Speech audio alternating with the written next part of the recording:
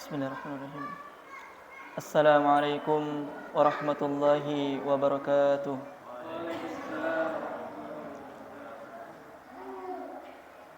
Alhamdulillahi rabbil alamin. Wassalatu wassalamu ala asyrafil anbiya'i wal mursalin Sayyidina Muhammad wa ala alihi wa sahbihi ajma'in. Amma ba'd. Qala Allah Ta'ala fi kitabil karim, وَلَقَدْ يَسَّرْنَا الْقُرْآنَ لِلذِّكْرِ فَهَلْ مِن مُّدَّكِرٍ. وقال رسول الله صلى الله عليه وسلم في الحديث خيركم من تعلم القرآن وعلمه رواه البخاري.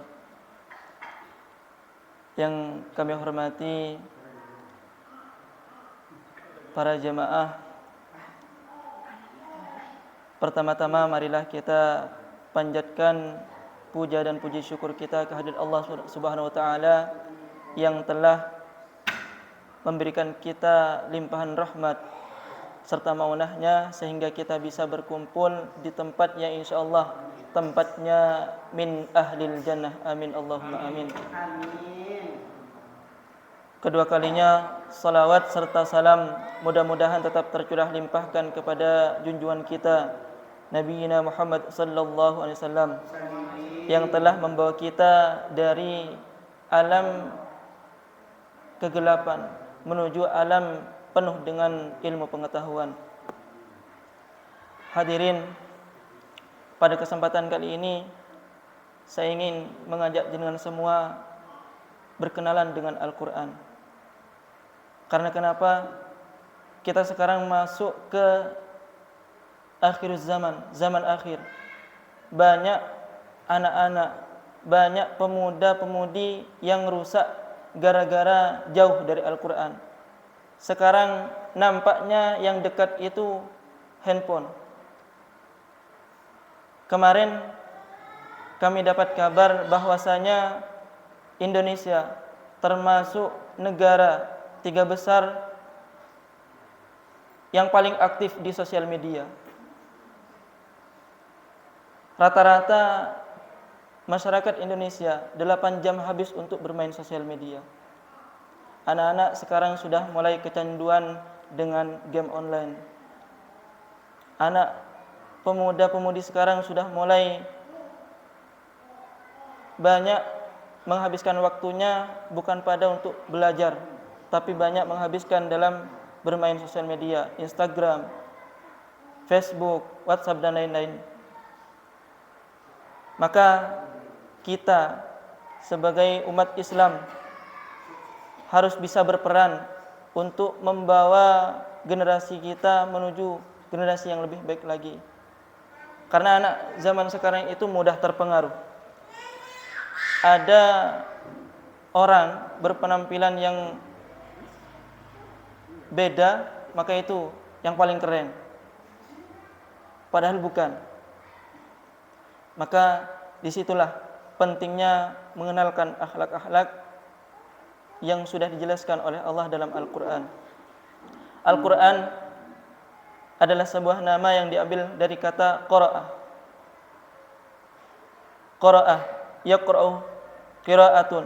Quran adalah bentuk masdarnya, yang mana secara bahasa Al-Quran itu adalah sesuatu yang dibaca secara berulang-ulang. Secara istilah, Al-Quran adalah wahyu atau firman Allah yang diturunkan melalui malaikat Jibril, disampaikan kepada Nabi Muhammad. Ceritanya masyhur, Nabi Muhammad itu adalah seseorang yang tidak bisa baca Al-Quran, disebut dengan ummi, tidak bisa baca, tidak bisa menulis. Tapi di sini Allah tunjukkan kekuasaannya. Meskipun Nabi Muhammad adalah seseorang yang ummi, tidak bisa baca Quran, tidak bisa menulis, tapi Allah buktikan. Sampai-sampai Nabi Muhammad bilang, malaikat Jibril turun ke langit bumi, Iqra ya Muhammad, bacalah Muhammad. Nabi Muhammad bilang apa? Ma ana biqari. Menggunakan ma ana biqari. Kenapa tidak menggunakan laisa biqari? Saya tidak bisa baca, tapi ma ana biqari. Ini menunjukkan bahwa Nabi Muhammad benar-benar tidak bisa baca. Tapi Allah buktikan. Ini adalah suatu bukti yang Allah buktikan di ayat Al-Qamar surah ke-54 ayat 17, ayat 22, 32 dan 40.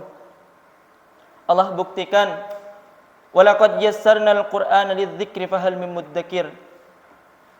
Katanya Allah, Al-Qur'an itu kami jadikan mudah. Zikrun. Makna zikrun itu adalah ingat. Ditafsir lagi sama para ulama, yusrun adalah artinya mudah. Dalam bahasa Arab, mudah itu ada dua. Ada sahlun, ada yusrun. Kalau sahlun itu mudah tapi terbatas. Contoh, ngapunten, saya tidak bisa bahasa Osing, asli dari Madura. Cerita paling berkesan, saya hijrah ke Banyuwangi, bulan pertama itu ke salon. Diajak ngomong sama tukang salonnya, "Mas, tiang pundi mas?" "Tiang listrik pak." "Mas, tiang pundi?" "Tiang listrik pak." "Pak, saya nggak bisa bahasa Osing pak, biasanya bisa pakai bahasa Indonesia." Tetap pakai bahasa Osing. Tidak tahu saya mau niru ini, tidak tahu, tidak ingat. Dua kalinya saya pakai bahasa Jawa, tapi Jawanya saya agak kasar. "Pak, saya ini gak iso bahasa Jawa pak." Tetap pakai bahasa Osing. Biar sama-sama tidak ngerti. Wis, saya pakai bahasa Madura. Engkau daripada tak tahu pak. Apa entah apa. Ngamuk sendiri orangnya.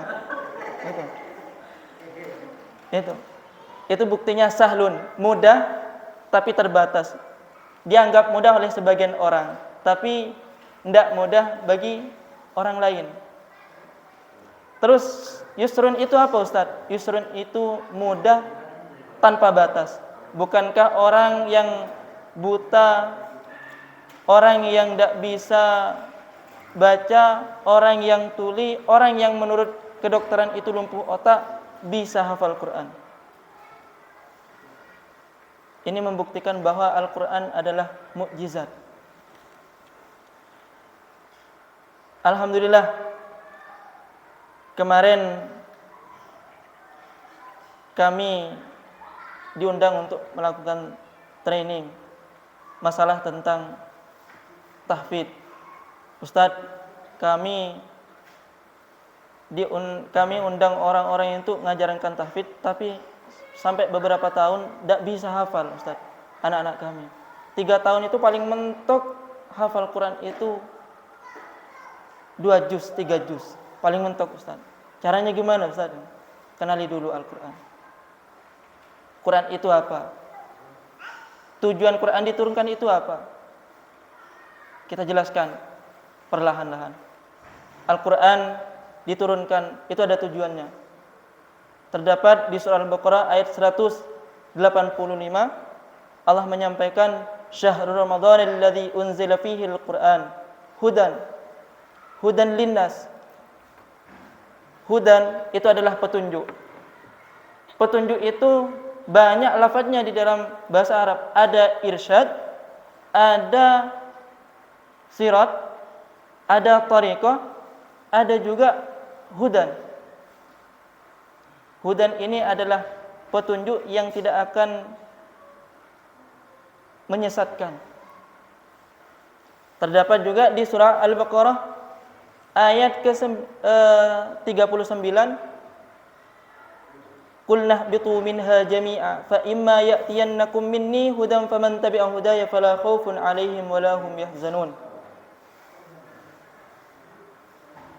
Katanya Allah, "Pergilah kamu Adam dan Hawa, turunlah kamu ke bumi. Tapi ingat, kalau nanti aku turunkan Al-Quran, maka ikuti. Fala khaufun walahum yahzanun." Maka kalau kamu mengikuti petunjukku, yakni Al-Quran, kamu tidak bakalan tersesat, kamu tidak bakalan sedih. Tapi sekarang banyak orang meninggalkan Al-Quran demi dunia.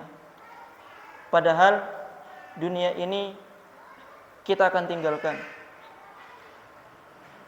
Kalau berbicara tentang Al-Quran, ini panjang. Ceritanya juga bukti bahwa Al-Quran itu adalah mukjizat. Jenengan pernah lihat orang diruqyah? Orang diruqyah itu kalau dibacakan ayat Quran itu frontal, ngamuk-ngamuk. Kadang medianya pakai air.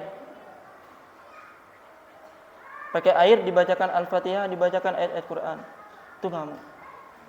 Kok bisa? Itu adalah mukjizatnya Allah.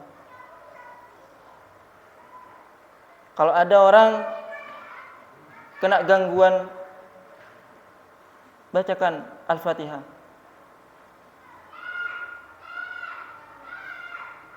Banyak sekarang kejadian-kejadian yang Allah tunjukkan untuk mengingatkan kita. Saya sempat di pondok dulu diejek gara-gara tidak tahu fisika, kimia, matematika. Tapi saya tidak berkecil hati. Saya akan tunjukkan meskipun saya anak Madura, saya lulusan pondok pesantren, saya tidak kuliah di luar atau di dalam negeri, saya buktikan dia yang akan mencari saya. Kayak kemarin saya ditantang sama anak-anak jurusan IPA.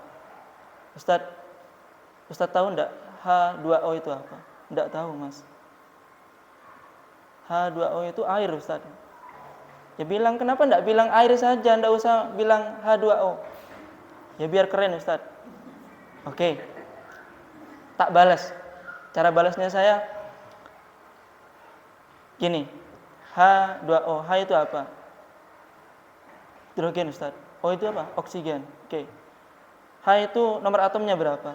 1, Ustaz. Terus oksigen itu nomor atomnya 8. Kita kalikan 1 kali 2, 2, Ustaz. 8 kali 2, 16, Ustaz. Tambah 2 tambah 16, 18. Buka juz ke-18, surah ke-23 Al-Mu'minun, ayat ke-18. Langsung dibaca, baca terjemahannya, Mas. Wa anzalna minas sama, dan kami turunkan air. Loh, kok bisa, Ustaz? Bisa. Kamu tidak menemukan hal seperti itu karena kamu tidak baca Quran. Yang kamu baca setiap sholat minal jinnati wan nas, ya maka jangan heran kalau mimpimu ketemu jin terus. Jin terus. Minal jinnati wan nas. Jangan heran. Ustaz baca seperti itu ya karena Ustaz sering baca. Iya ya Ustaz. Ada lagi enggak Ustaz yang keren? Ada, Mas, banyak, Mas. Satu lagi terdapat di surah Yasin. Kullun fi falaki yasbahun. Kullun fi falakin itu dalam, kalau kita artikan secara kalimat, setiap sesuatu beredar dalam garis edarnya. Di mata pelajaran IPA ada garis orbit. Di angkasa ada garis. Coba sekarang kullun fi falakin itu dipisah. Kaf, lam, fa, ya, fa, lam, kaf. Kita tarik dari kaf bertemu kaf, lam bertemu lam, fa bertemu fa. Di tengah-tengah apa? Iya, Ustaz. Ternyata ketika ditarik, di atas ditarik, di bawah ditarik, itu membentuk lingkaran. Kok bisa, Ustaz? Nanya lagi. Kamu bacanya cuma kulhu, annas. Ya, makanya nemu itu jin terus. Makanya jangan heran kalau nanti kamu kuliah, kamu ada di perjalanan langsung muncul jin karena kamu sendiri yang manggil. Ya, hadirin. Maka dari itu kita perlu mengenal lebih dekat Al-Qur'an. Tanpa kita sadari, apapun yang berhubungan dengan Al-Qur'an itu pasti mulia. Pasti. Malaikat Jibril yang awalnya hanya malaikat biasa, ketika mendapatkan wahyu berupa Al-Quran, berubah statusnya menjadi Ruhul Amin, naik tingkatnya. Nabi Muhammad menerima Al-Quran, nabi-nabi yang lain dapat julukan alaihi salam, cuma Nabi Muhammad yang dapat sallallahu alaihi wasallam. Al-Quran diturunkan di bulan Ramadan. Bukankah bulan Ramadan itu disebut Sayyidus Suhur, ketuanya para bulan? Al-Quran diturunkan malam Lailatul Qadar. Malam itu dinilai lebih baik dari 1000 malam. Al-Quran diturunkan di kota Madinah dan Mekah. Kita lihat dua kota ini yang hanya ada batu, pasir, tapi bisa berkembang dengan pesat. Al-Quran diturunkan kepada umatnya Nabi Muhammad, kepada kita. Nabi Muhammad janjikan, khairukum man ta'allama al-Qur'ana wa 'allamah. Orang yang mau berinteraksi dengan Al-Quran, maka dia pasti jadi orang baik. Khairukum man ta'allama. Man-nya itu isim mausul, menunjukkan entah itu tua, muda, besar, kecil, laki-laki ataupun wanita, mau berinteraksi dengan Al-Quran, insya Allah pasti Allah angkat derajatnya. Monggo, harus ada minimal satu saja di keluarga jenengan semua yang ahli Al-Quran, minimal. Kalau orang lain mati-matian mengejar dunia, disekolahkan S1, S2, S3, S apa enggak tahu terusnya, S tung apa. Minimal satu, fokuskan kepada Quran. Satu saja. Bukankah harapan orang tua ketika nanti pulang menghadap Allah, ada anaknya yang menggandeng menuju surga? Jenengan kalau punya anak satu dapat penghargaan, enggak usah jauh-jauh, se-Kabupaten Banyuwangi, bangga. Tapi alangkah bahagianya kalau jenengan punya satu anak hafal Quran, nanti anak itu yang akan menggandeng kita. Ustaz tahu dari mana? Ada di surah Ar-Ra'd ceritanya. Allah jelaskan, jannatu adnin yadkhulunaha wa man salaha min abaihim wa azwajihim wa dzurriyyatihim wal malaikatu yadkhuluna 'alaihim min kulli bab. Katanya Allah, kalau ada di antara keluargamu yang ahli Al-Quran, sampai-sampai hafal Quran, maka orang itu akan menggandeng kedua orang tuanya, ayah ibunya digandeng, istri atau suaminya digandeng, anak keturunannya digandeng.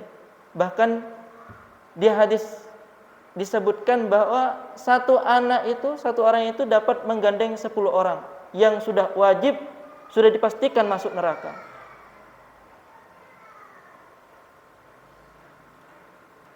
Apa enggak pengen yang seperti ini? Pengen. Terus apa lagi Ustaz?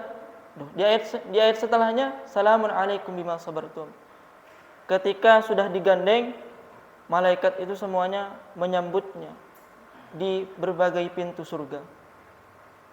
Seraya berkata, selamat wahai para penghafal Quran, sekarang kamu mendapatkan nikmat yang Allah janjikan, nikmat yang kekal. Karena kamu telah bersabar menghafal Quran, berinteraksi dengan Al-Quran. Yang lain tidur, kamu bangun untuk memurajaah. Yang lain makan, kamu puasa.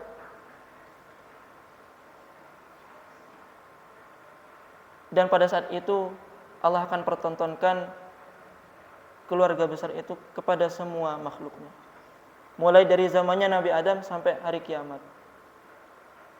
Orang yang punya penghargaan se-Kabupaten Banyuwangi saja itu sudah wow, keren. Apalagi kita dipertontonkan kepada makhluknya Allah, mulai dari zamannya Nabi Adam sampai hari kiamat.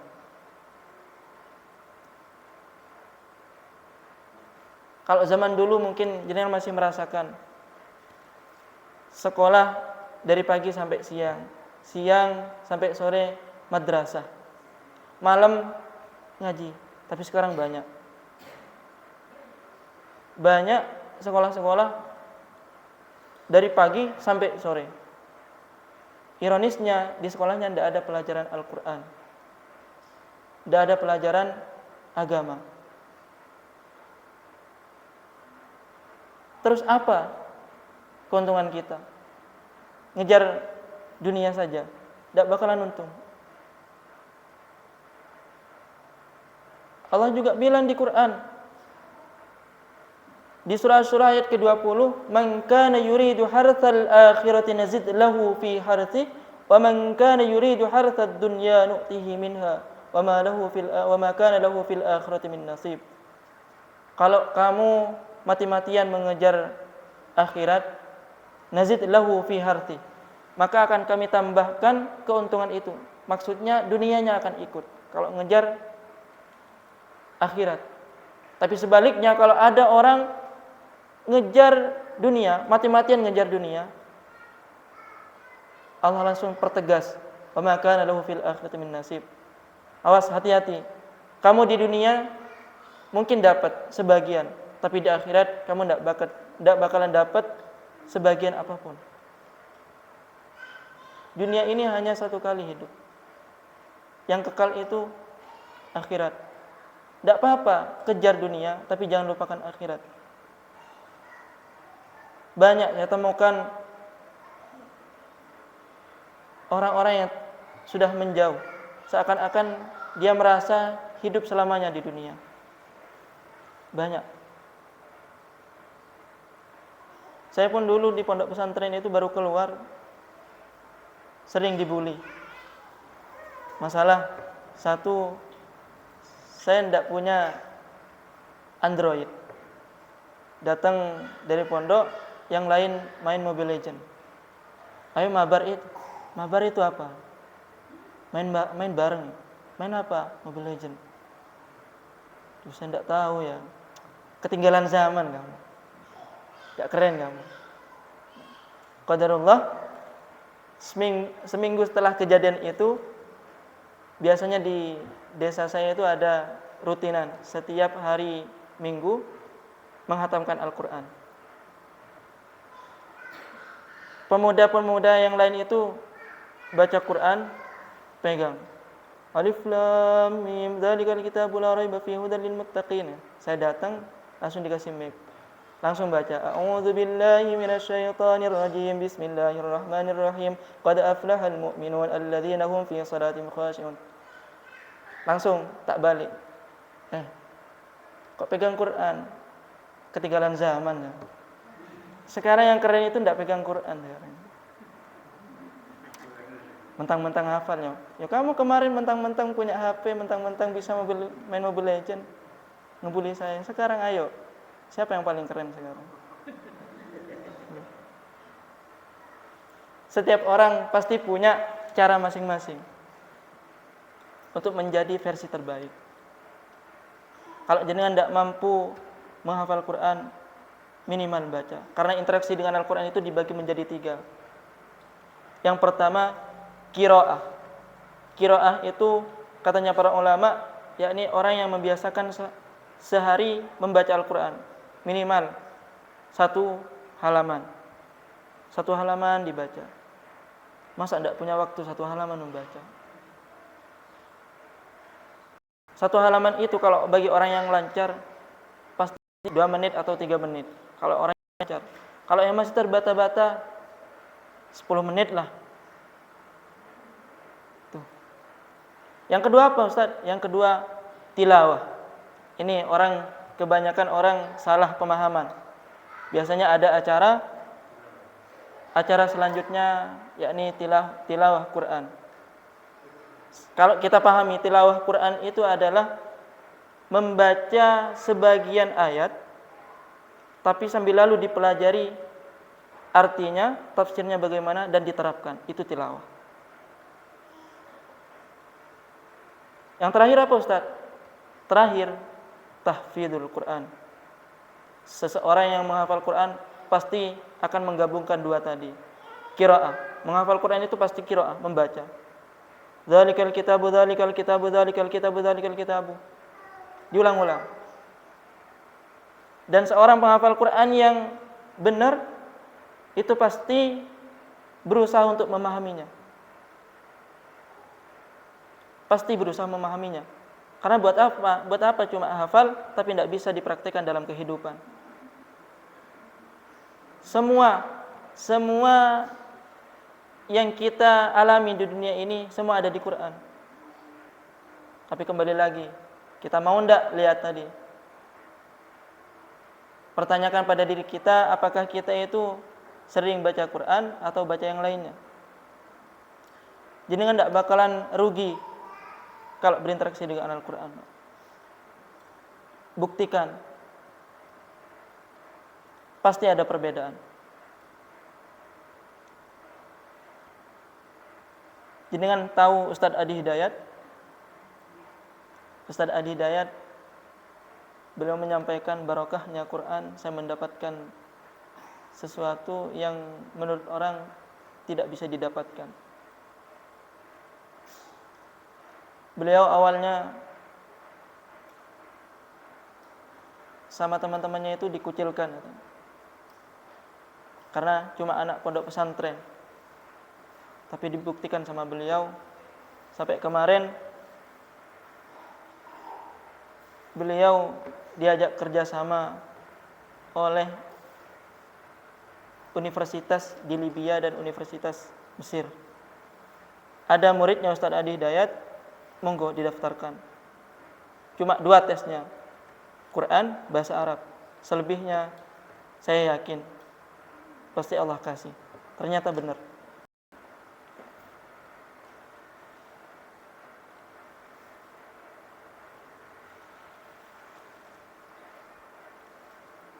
Banyak. Terkadang saya juga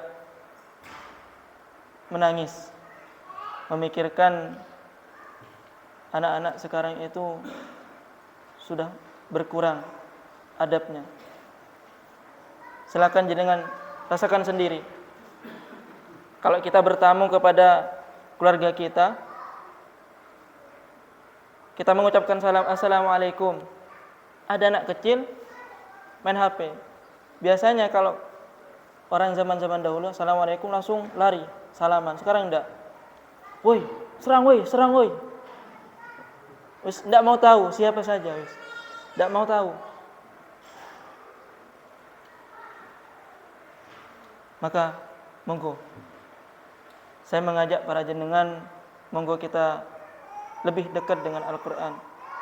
Insyaallah Al-Quran menjaminkan kebahagiaan bukan hanya di dunia, tapi kebahagiaan di akhirat.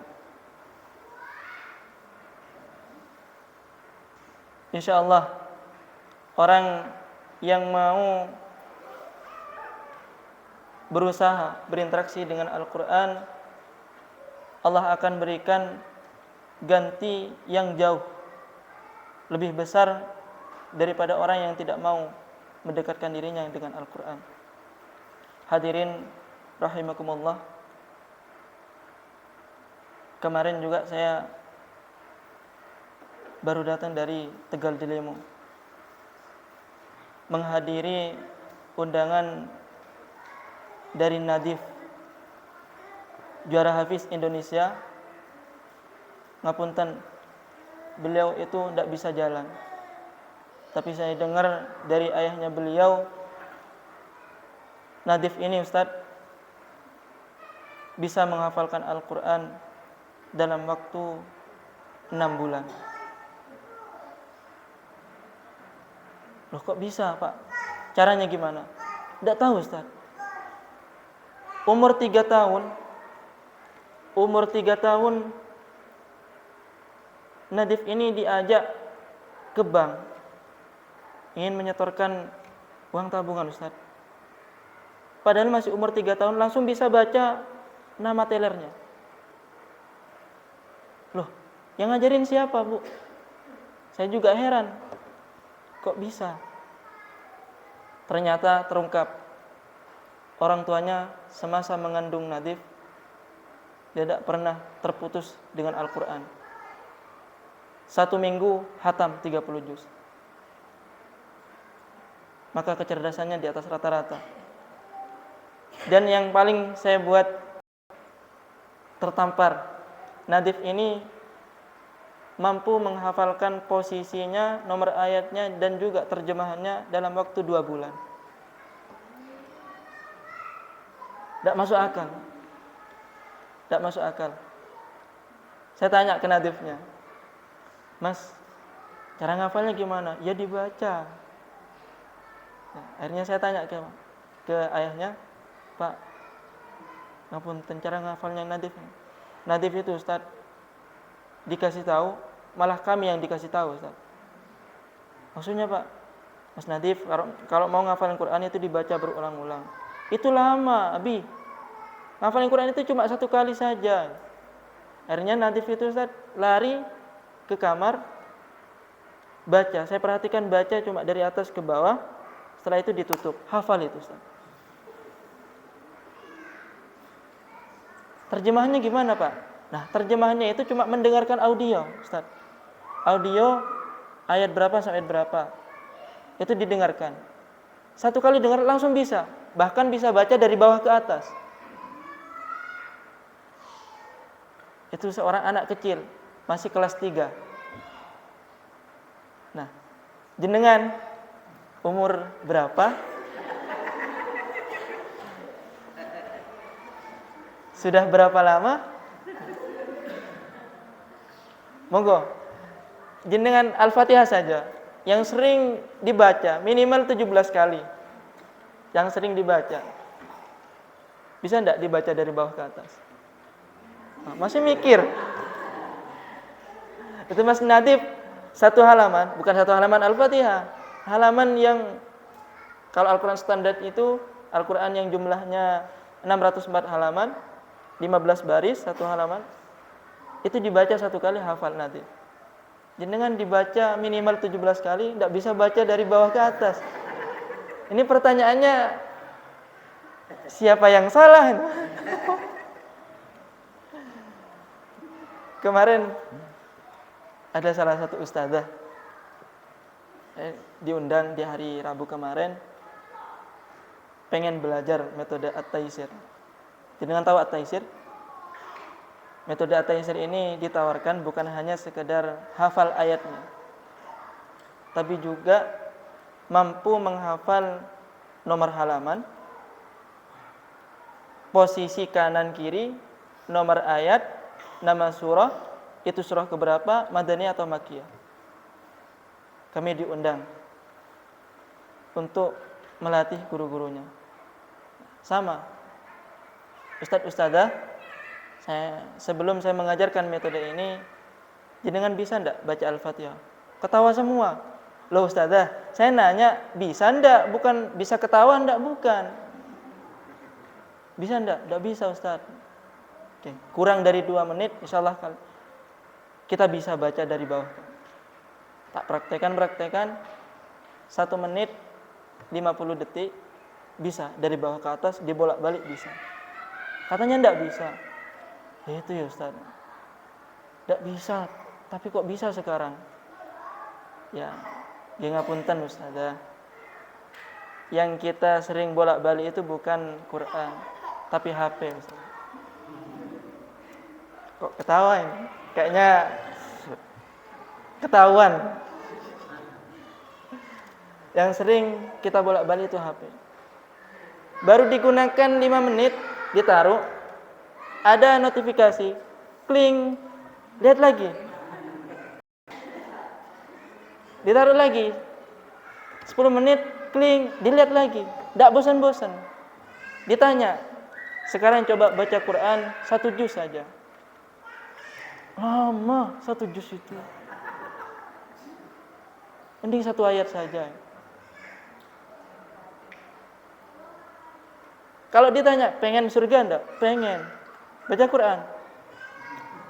Nanti. Itu bisa lah nanti di rumah. Kalau HP enggak ada chargernya, enggak ada baterainya, kita kebingungan. Tapi hati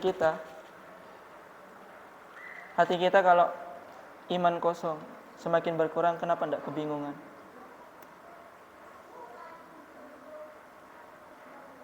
Pertanyakan pada diri kita masing-masing. Kita bangga beragama Islam, kita bangga menjadi umatnya Rasulullah. Kita bangga menjadi orang yang dititipkan kalamullah Al-Quran. Tapi pertanyaannya, apakah agama Islam, Rasulullah, Al-Quran bangga memiliki kita? Itu yang perlu kita perhatikan.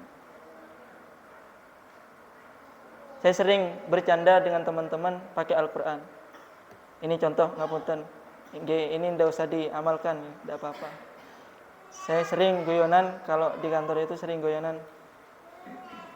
Kadang saya kalau baca Al-Quran itu tersenyum sendiri. Kenapa Ustaz? Banyak orang berkata, la tahzan, innallaha ma'ana. Jangan bersedih, sesungguhnya Allah bersama kita. Coba dibalik. Memang Allah bersama kita, tapi pertanyaannya, apakah kita selalu bersama Allah?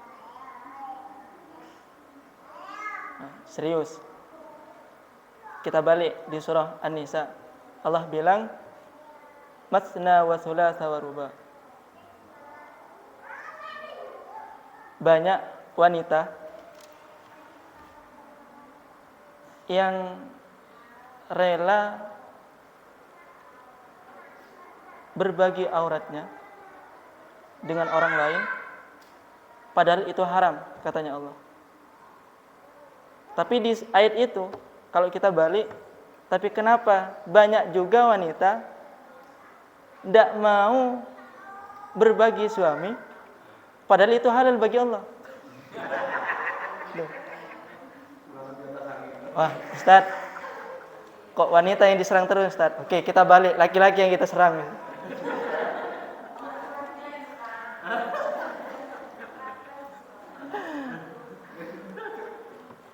Banyak laki-laki bilang,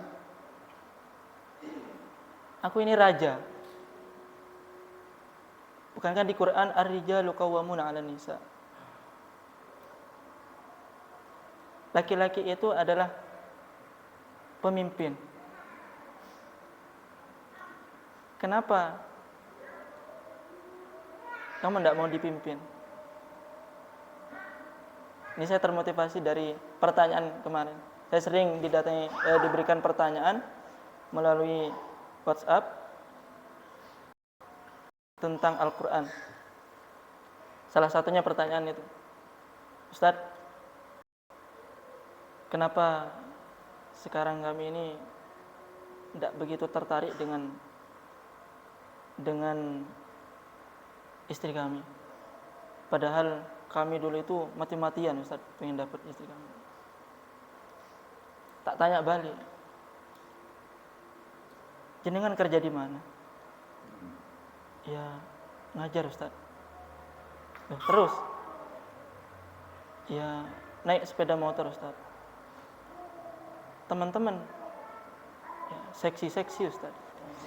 Nah, yang salah bukan wanitanya, laki-lakinya.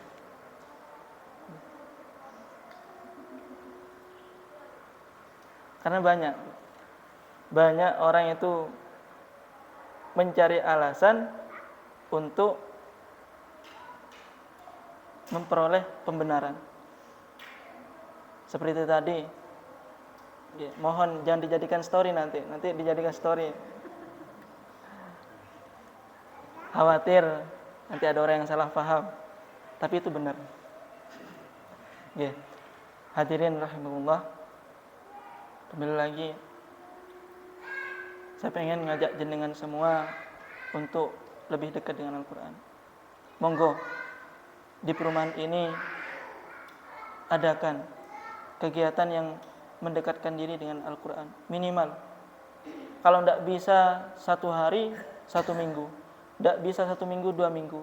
2 minggu tidak bisa, maksimal 1 bulan 1 kali. Adakan kajian yang membahas tentang Al-Quran. Dekati Al-Quran. Insya Allah dengan Al-Quran kita hidup mulia.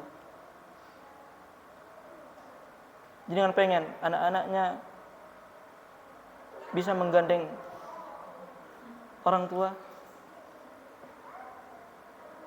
Kalau kita berpisah di dunia, mungkin kita bisa bertemu kembali.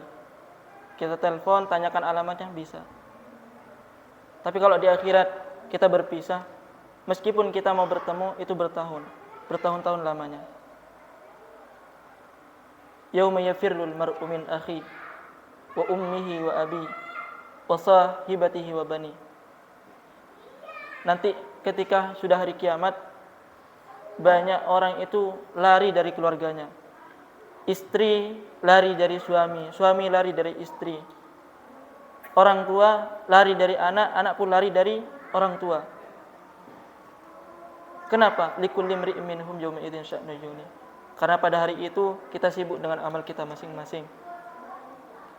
Rasulullah pernah menyampaikan, isma syi'ta fa innaka mayyitun wa ahbib man syi'ta fa innaka mufarikun wa mal man syi'ta wa mal ma syi'ta fa innaka majziyun bihi. Silahkan kamu hidup sesukamu di dunia. Tidak mau ikut Islam, silahkan. Tidak mau dekat Quran, silahkan. Tidak mau mengikuti sunnah-sunnah Rasul, silahkan. Tapi ingat, kamu akan mati. Cintai siapapun yang kamu ingin cintai. Tapi perlu kamu ingat, seberapa besar kamu mencintainya, kamu pasti akan berpisah dengannya.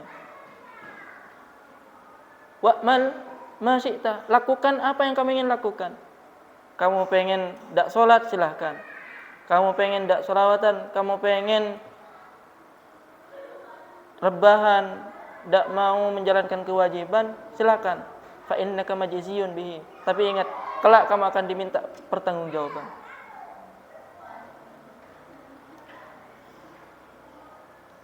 Ayat tadi salah satu ayat motivasi saya untuk lebih dekat dengan Al-Quran. Dulu pas waktu mondok di pondok pesantren Sidogiri,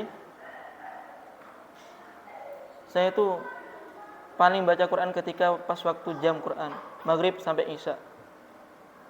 Tapi qadarullah ketemu dengan anak kecil usianya 7 tahun, yang awal-awalnya sering diganggu sama teman-teman. Tapi qadarullah baru ketahuan 3 bulan setelah saya ada di Sidogiri, jangan diganggu. Itu anak meskipun usianya cuma 7 tahun, tapi dia 30 juz. Saya dekati, kenapa kamu pengen menghafal Quran? Kak, saya ini ditinggal ayah. Ayah meninggal pas waktu saya dilahirkan 3 bulan. Usia 3 bulan ayah meninggal. Selang beberapa lama, 3 tahun ibu saya meninggal. Tapi ada nenek dan kakek yang merawat. Dan saya pernah dengar ada satu ustadz itu bilang, kalau pengen bertemu sama kedua orang tua, hafalkan Quran. Insyaallah dengan Quran bisa bertemu dengan keluarga lagi, bisa menggandengnya. Saya itu pengen seperti itu, Kak. Maka dari itu, anak kecil kayak gini, saya tidak mau ketinggalan. Saya berusaha. Sampai beberapa pondok saya datangi, tidak ada metode yang pas buat saya. Ngafalin, banyak godaannya. Ngafalin 1 halaman, mudah. Dapat 1 minggu, kok tidak kuat-kuat hafalan ini. Hafalan halaman 3, lanjut ke 4, 3-nya hilang. 4 selesai, pindah ke 5, 4, 3 hilang. Waduh, ini sama halnya gali lubang tutup lubang. Sampai 3 metode saya terapkan, tidak ada. Qadarullah, setelah lulus SMA, saya dipertemukan dengan salah satu teman saya. Beliau angkatan pertama, muridnya Ustadz Adi Dayat. Saya ikut sama beliau dan alhamdulillah itu bisa cepat ngafalin it. Coba kamu ke sana. Saya cari linknya, daftar. Alhamdulillah Allah izinkan saya untuk menghatamkan Al-Quran. Ini lama, kurang lebih sekitar 5 bulan. Allah kasih izin seperti itu. Baru Yang awalnya ngafalin seperti tadi, halaman 3 hafal, pindah 4 hafal, 3-nya hilang. Dengan metodenya Ustaz Adi Dayat, insya Allah kuat. Maka monggo, jenengan kalau pengen belajar Quran, cari guru tahsinnya. Insya Allah kalau jenengan mau serius belajar Quran, monggo adakan tadi itu. Adakan halakoh khusus untuk Quran, kelompok untuk Quran. Tidak bisa setiap hari, minimal 1 kali dalam 1 pekan. 1 pekan tidak bisa, minimal 1 bulan. Masa untuk akhirat kita tidak bisa? Dunia kita mati-matian, akhirat tidak bisa. Insya Allah kalau jenengan berkenan untuk membuat halakoh seperti itu, saya pun insya Allah, jikalau Allah beri kesempatan untuk hidup lebih panjang lagi, saya siap membantu semampu saya. Monggo, saya pengen mengajak jenengan untuk lebih dekat dengan Al-Quran. Jujur nggih Pak, Bu, saya itu kalau di pondok pesantren ada pelatihan muhadharah, latihan ceramah, itu saya tidak ikut. Karena saya trauma dengan melihat teman saya pegang mic itu langsung bilang gini, Assalamualaikum warahmatullahi wabarakatuh, Alhamdulillahirabbil alamin, Arrahmanirrahim, Maliki yaumiddin, sampai uladhdallin. Yang lain amin. Nah, dari situ saya, waduh, padahal anak tadi cerdas, ranking pertama terus. Tapi ketika maju, mic-nya pegang itu sampai gini. Biasanya kan muqaddimah alhamdulillahirabbil alamin wa bihi nasta'in, itu enggak. Alhamdulillahirabbil alamin, Arrahmanirrahim, Maliki yaumiddin. Nyampe uladhdallin, semua teman-teman di depan amin. Nah, dari situ, aduh, mending saya belajar yang lain saja wis daripada ini. Karena tadi khawatir teman saya yang sudah terbiasa dengan debat, musyawarah, itu pegang mic kayak gini, apalagi saya paling lari-lari kemana-mana.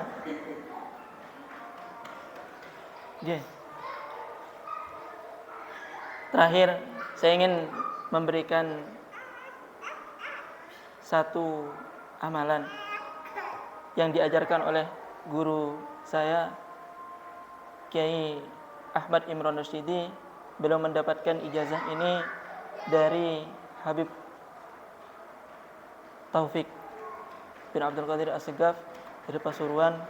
Insyaallah sanadnya ini sampai nyambung ke Rasulullah. Kalau ini diamalkan, insyaallah banyak manfaatnya. Saya rasakan betul.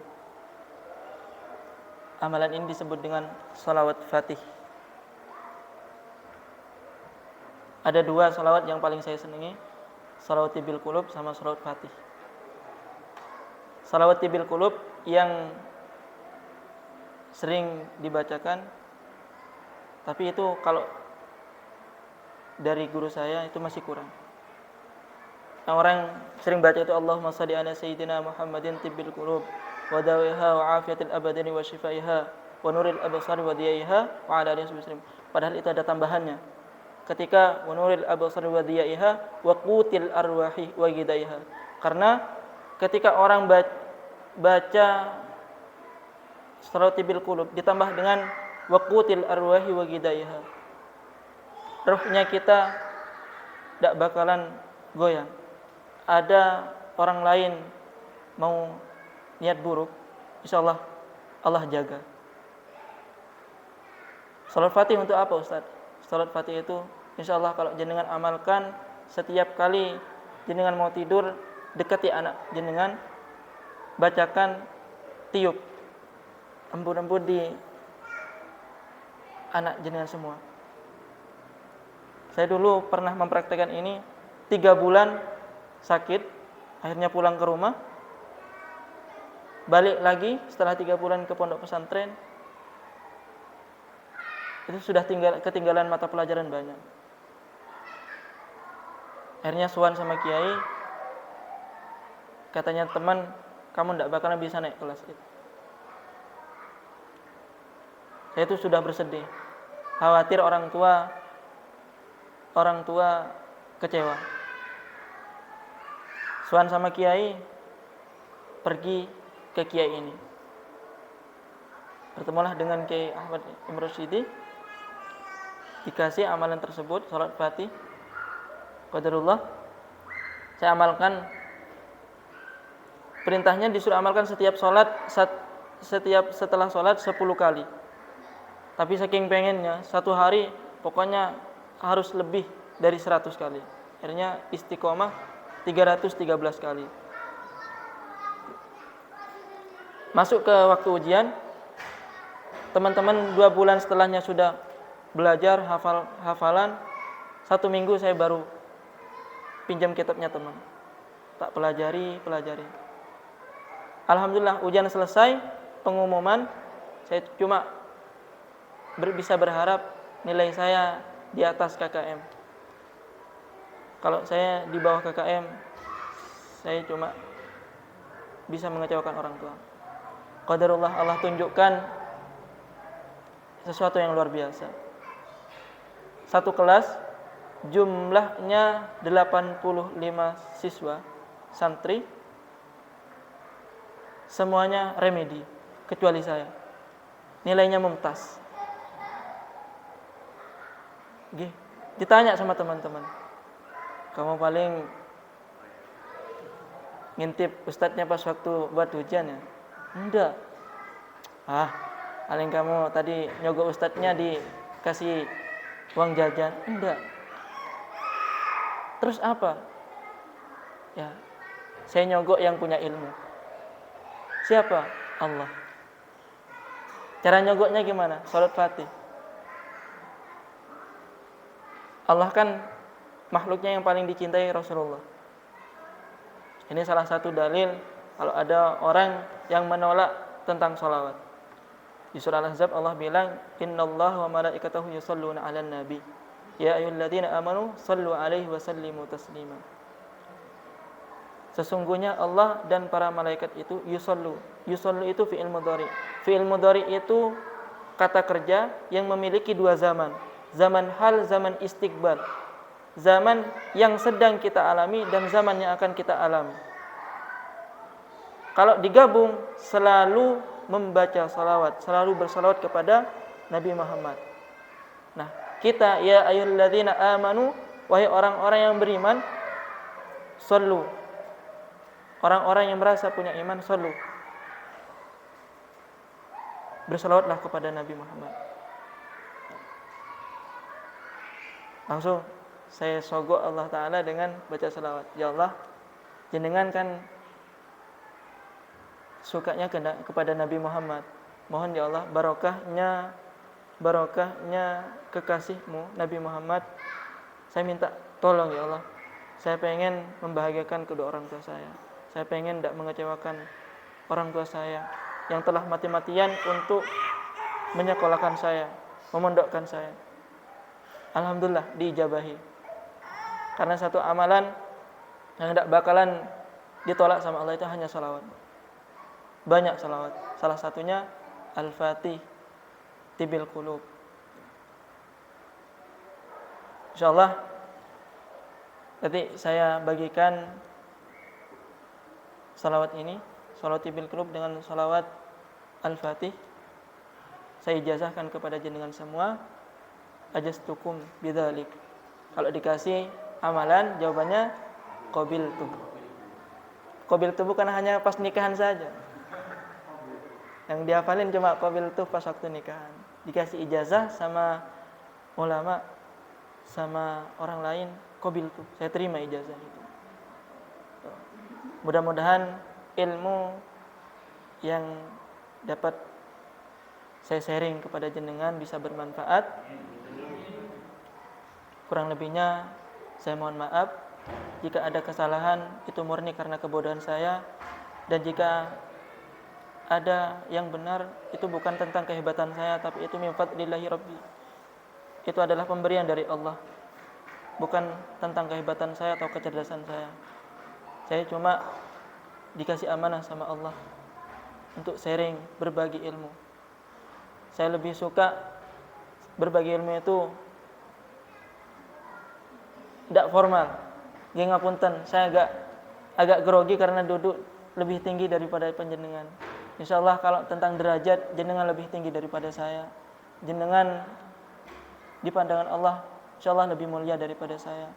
Dan mudah-mudahan kita dapat bertemu kembali di akhirat di surganya Allah. Sekian yang dapat kami sampaikan. Akhiran hadanallahu wa iyyakum ila shiratal mustaqim. Assalamualaikum warahmatullahi wabarakatuh.